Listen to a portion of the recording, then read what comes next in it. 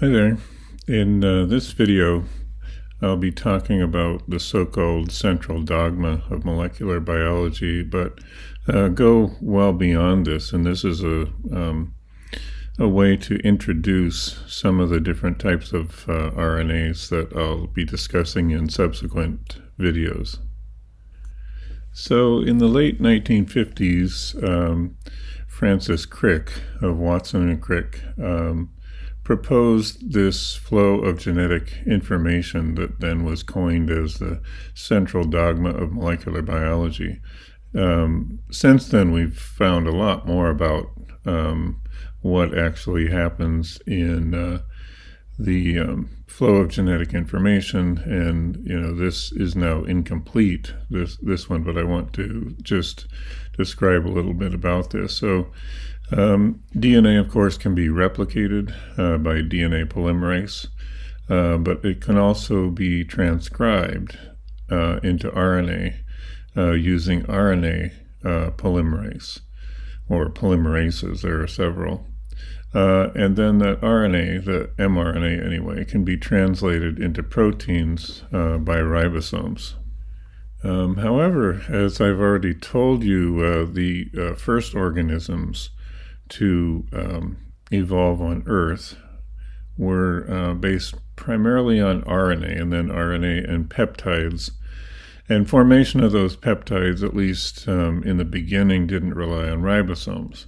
So the flow of genetic information was primarily restricted to RNA at that time. Subsequently, some of those RNAs evolved into the proto-ribosomes, both the large and small subunit, and the large subunit had the enzymatic ability to put together amino acids using peptide bonds, and do it by using another RNA, an mRNA, messenger RNA, to place those amino acids correctly in a sequence to create proteins, well, small peptides as well, but also proteins. And the tRNAs, which were around at that time already, were bringing those amino acids to the ribosome, delivering those. So this next part of the evolution of that whole system was RNA being translated into proteins.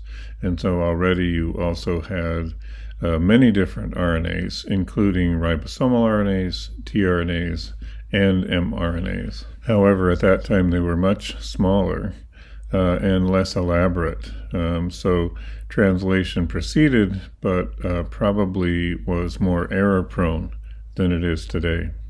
So both the increased mutation in RNA as compared to DNA, and the fact that translation was more error-prone at that time, actually increased the rate of evolution because it increased the rates of mutation. And then finally, somewhere on Earth, we don't know exactly where, and it could have occurred with a group of organisms, they started using DNA as the primary hereditary material. And that was primarily because this slight change in the nucleic acids, the usage of nucleic acids, that is, to use a 2'-deoxyribose, created a situation where the nucleic acids could be packed together more tightly, and furthermore could form a double helix. This meant that the fidelity of the process could be higher. That is, the DNA could be maintained without significant damage over longer periods of time than RNA or proteins could. So this was a way to have a more stable genome, which led also to larger genomes, and so the DNA became much, much more successful than the RNA-based organisms that had only RNA as their hereditary material. Organisms still use a lot of RNAs, but the ones that were the most successful evolutionarily were those that had DNA as their hereditary material in their genomes. And this is the general scheme that we have today, that is the flow of genetic information. And this probably became established between about 3.5 and 4 billion years ago. So the use of DNA also had a couple of effects. So it slowed down mutation rates, which essentially slowed evolution a bit.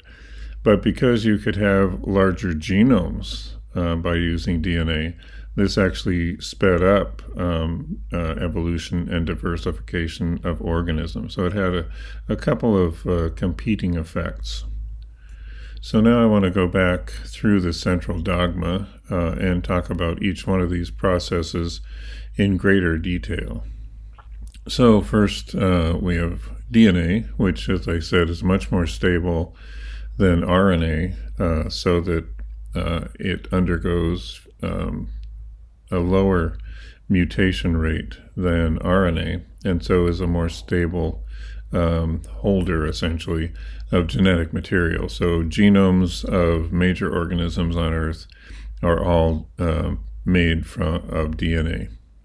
And as you know, DNA goes through this process of replication using one or more DNA polymerases, which are actually related to RNA polymerases, and I'll talk about that in a subsequent lecture.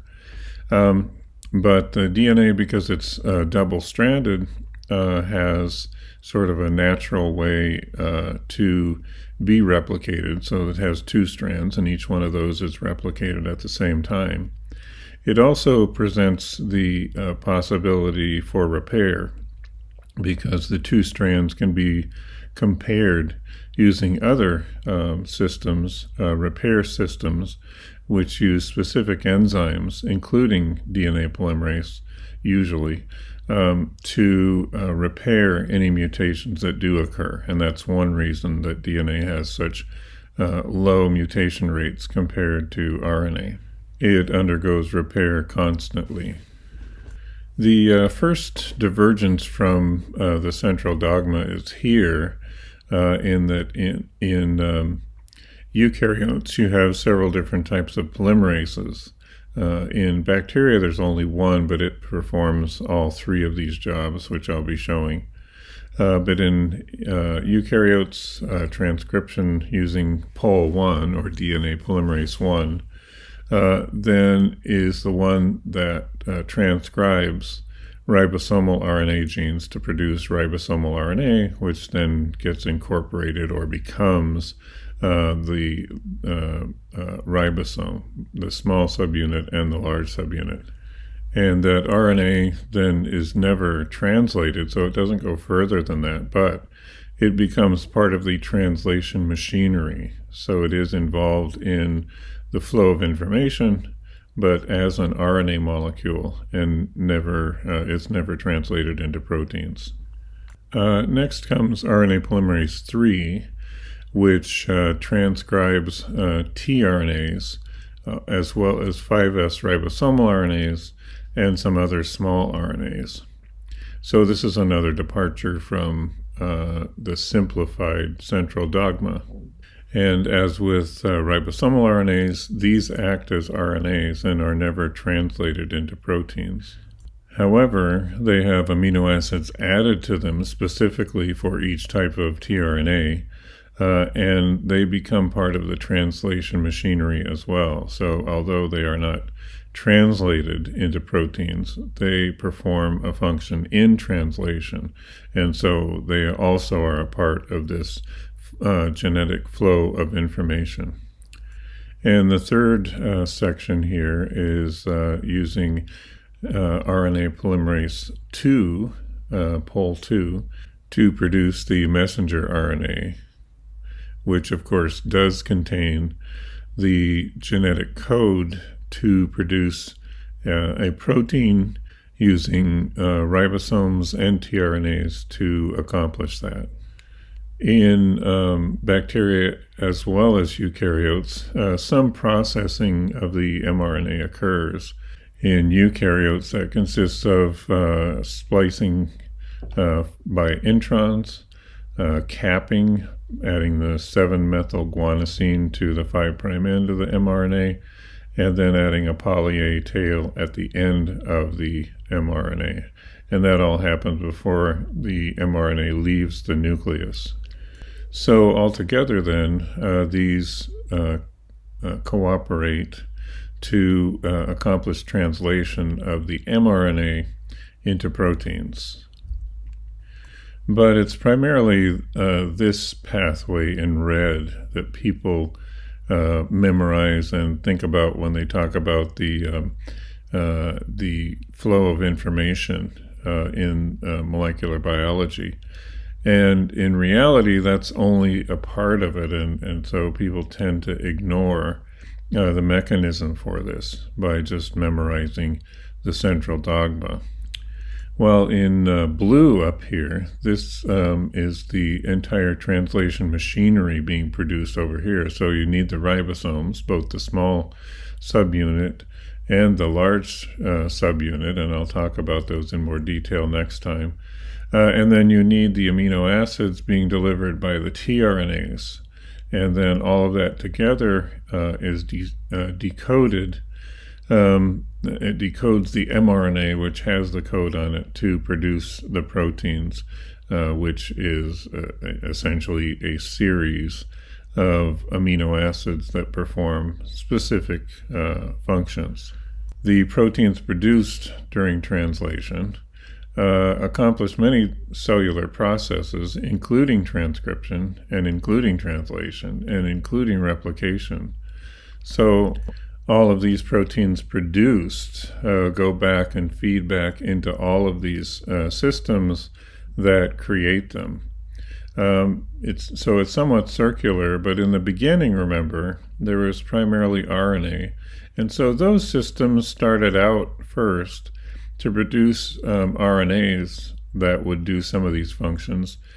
Slowly over evolutionary time, some of the proteins took over some of the functions for the RNAs, and then eventually DNA took over the main function of being the hereditary material, which then fed into all of these systems, and the proteins that were produced then filled in all of the gaps in this entire system. And it's much more complex than even this. So here's a more detailed view, and I've switched the positions of a few of the polymerases and RNAs. But other than that, and that's just for clarity, so I could put all of these arrows in.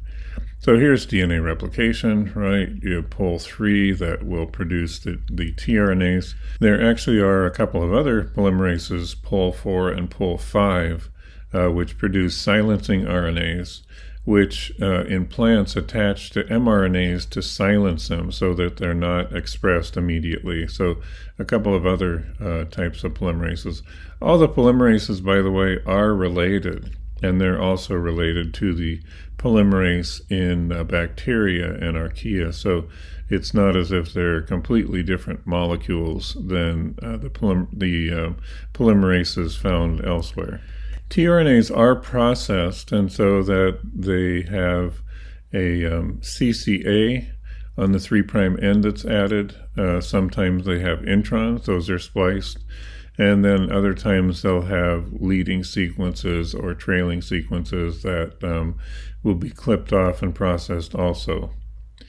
Once they are mature, then they need to be charged, that is, to have the amino acids added to them.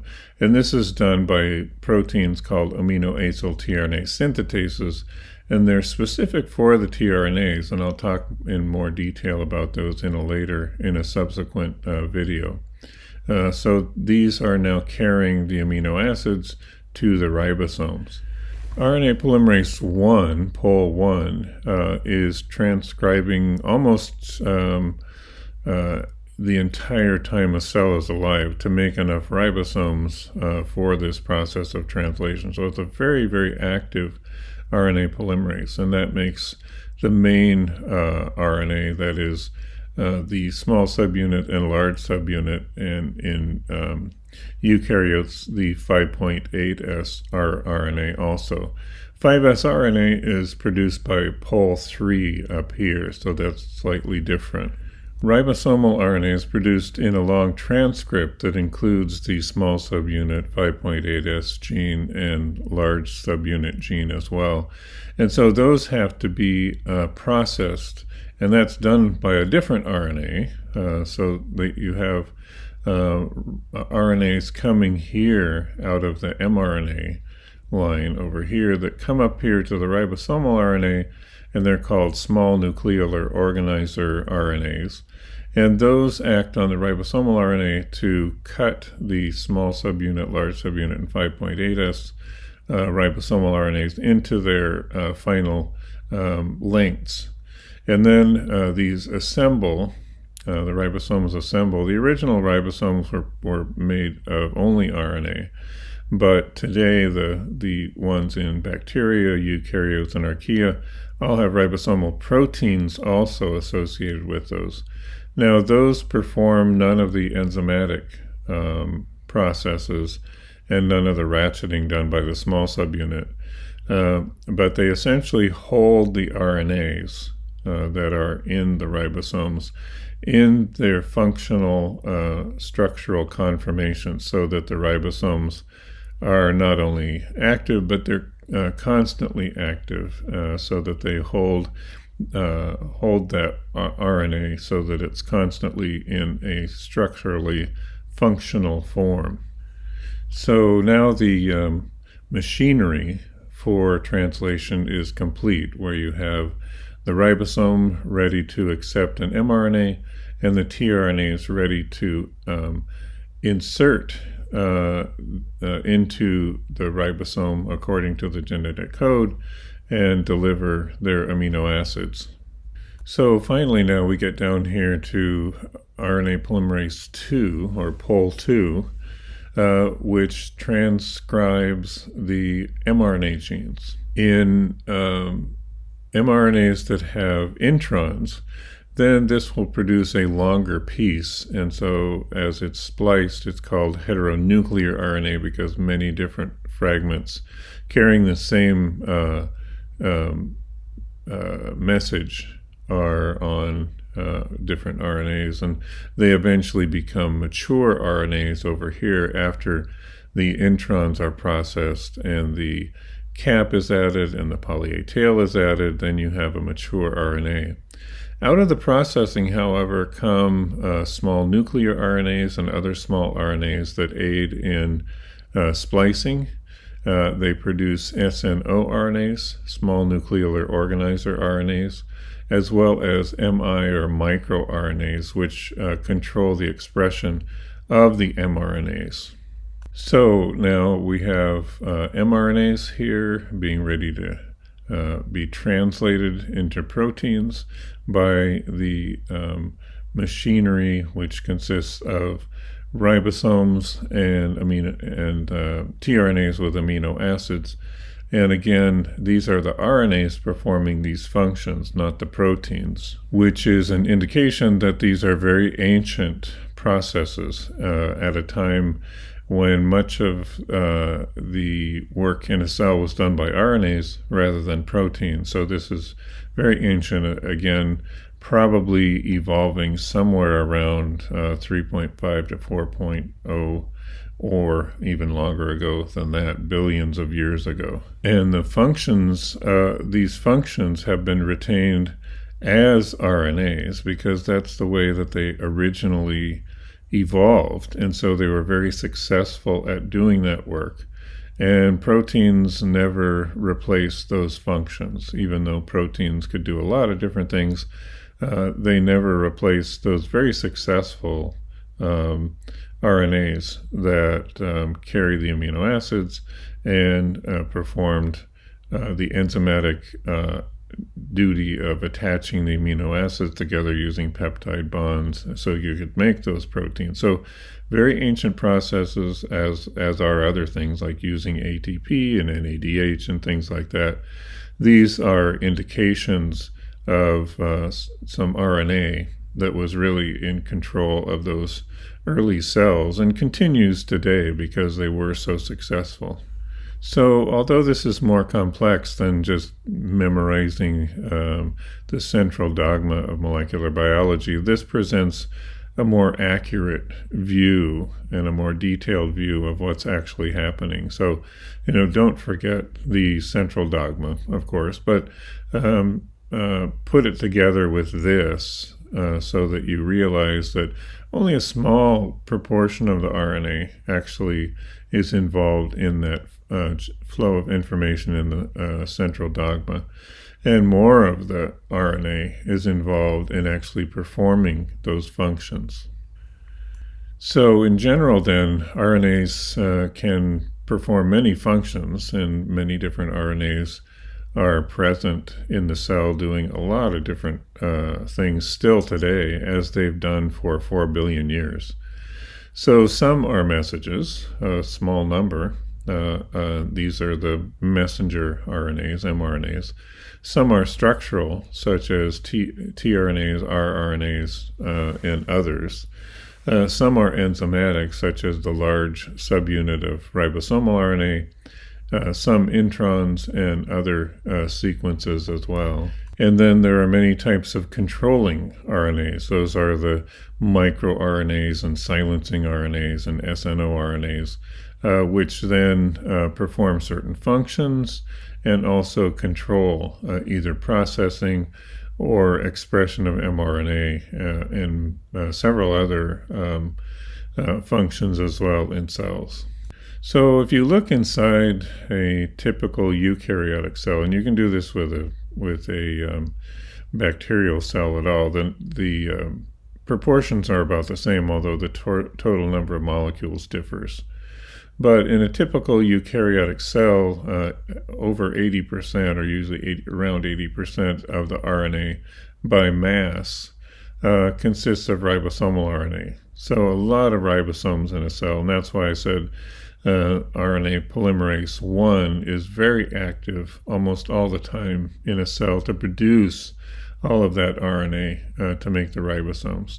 So the number of molecules ranges from about 2 million to maybe 20 million molecules, and that would equate to the number of ribosomes also. But the complexity is rather low. Complexity meaning the number of different genes. So there's only 4 to 6 different genes, the large subunit, the small subunit, the 5.8S gene, the 5S gene, and sometimes a few others, varying lengths of some of those others. The amount of tRNA in a cell makes up about 15% of the amount of RNA by mass. Because these are smaller molecules, you actually have more of them, about 20 million in a typical cell. And there are from 20 to 30 different tRNAs, sometimes even more, sometimes 60 or more different tRNAs in a cell. However, in among these small RNAs, tRNAs, is also the 5S ribosomal RNA, as well as many of the small RNAs, the microRNAs, the SNORNAs.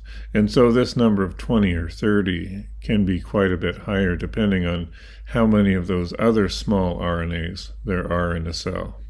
And then finally we get to the mRNA, which, is what most people learn about and are interested in, but that only makes up about 5% of the total RNA in a cell. About 350,000 molecules of different types of mRNAs encoding different proteins.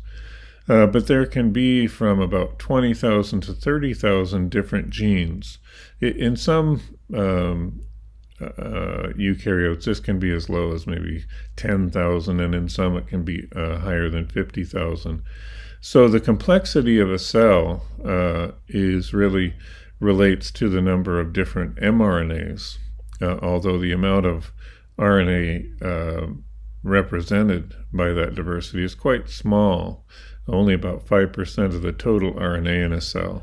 And although in evolution there have been changes in the ribosomal RNAs and tRNAs, by far the greatest changes in evolution have occurred in these mRNAs to produce different proteins, to produce multiple types of proteins in the same protein family, etc. So once cells started using mRNA and this translation system, evolution actually could expand quite a bit and make a lot more diverse cells than it could when it was only made up of primarily RNA and a few small peptides. So in the previous videos where I was talking about some of the major innovations in evolution on Earth, one innovation was to start translating